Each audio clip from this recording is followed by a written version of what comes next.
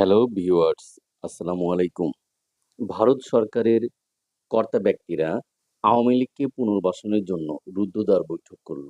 German ভিত্তিক গণমাধ্যম দি mirror Asia এই খবর প্রকাশ করে।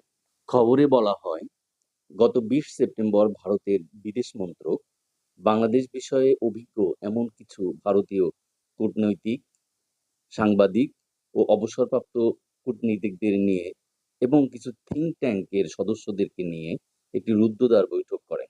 ওই বৈঠকের বিষয় ছিল ২ টি। ১. বাংলাদেশের চলমান ভারতীয় প্রকল্পসমূহের ভবিষ্যৎ এবং ২. বর্তমান আওয়ামী লীগকে পুনরায় রিসেটেলমেন্ট বা পুনর্বাসন করা।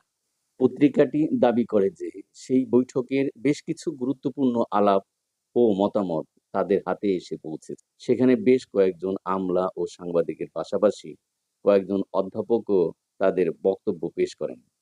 ওই বৈঠকে Vivekananda foundation, observer research foundation ও আইডিএসই এর প্রতিনিধিরা অংশগ্রহণ করেন। বৈঠকে চলমান ভারতীয় প্রকল্প সমূহের জন্য সহনীয় ও বাস্তবভিত্তিক কূটনৈতিক সম্পর্কের উপর বিশেষ মতামত দেওয়া হয়। সেই সাথে হাসিনা সরকারের সাথে হওয়া এমওইউ গুলো বাংলাদেশ সরকার যদি পুনর্বিবেচনা বা বাতিল করে, তবুও ভারত সরকার যেন সেগুলো থেকে নিজেদের সরিয়ে না আনে, এমন মতামত দেওয়া হয়। তবে ওই বৈঠকে সবচেয়ে বেশি গুরুত্ব পায় আওয়ামী লীগের পুনর্বাসন বা রিসেটেলমেন্ট নিয়ে। ওই বৈঠকে বলা হয়, বিএনপি ক্ষমতায় আসলেও ৫ বছরের মধ্যে অতীতের মতো আবার অজনপ্রিয় কর্মকাণ্ডের জন্য ক্ষমতা হারাবে। তখন আবার আওয়ামী লীগের প্রতি জনমত চলে আসবে। ২০০৯ সালে আওয়ামী লীগের বিপুল বিজয়কে এর উদাহরণ হিসেবে নেয়া হয়। বৈঠকে আওয়ামী লীগের প্রতি এবং ভারত সরকারের প্রতি যে সমস্ত পরামর্শ দেয়া হয় তা হলো: ১. বর্তমান সংস্কার প্রক্রিয়া ও আসন্ন নির্বাচনে আওয়ামী লীগের অংশগ্রহণ করা। ২.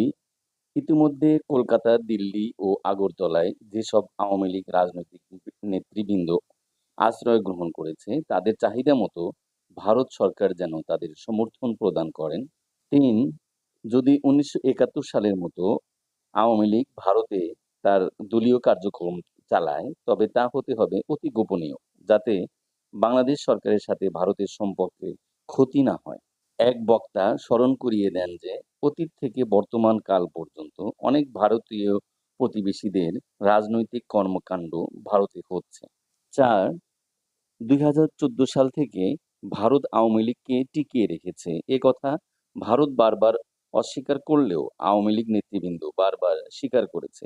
এ ব্যাপারে আওয়ামী লীগ নেতৃবৃন্দকে সতর্ক করতে বলা হয়। উল্লেখ্য, ভারতের সব প্রতিবেশীর সাথে তাদের সম্পর্ক খারাপ হওয়ার ব্যাপারটি বারবার আলোচনায় উঠে আসে। দয়া করে আমার ভিডিওটি লাইক ও শেয়ার করুন এবং চ্যানেলটি সাবস্ক্রাইব করে আমার সঙ্গেই থাকুন। ধন্যবাদ।